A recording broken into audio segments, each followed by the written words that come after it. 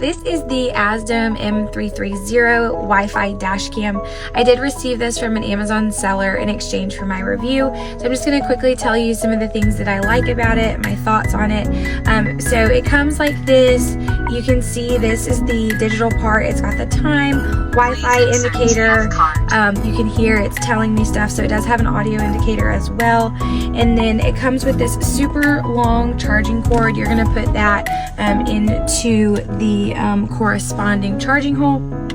So the one negative that I do have about this is you have to have your own micro SD card. That's how all of the information and data gets saved for you to plug it back into your computer or to later on watch it. So you do have to have one of those. Other than that though, I think it's great. So your camera's right here on this side. This is where you're going to mount, and it does come with a little mounting kit as well as these that go on your windshield to just protect your windshield. And so then you're just going to place it up onto wherever has the best angle for you to view. And then I'm going to show it to you guys on the app. The app is really easy to use.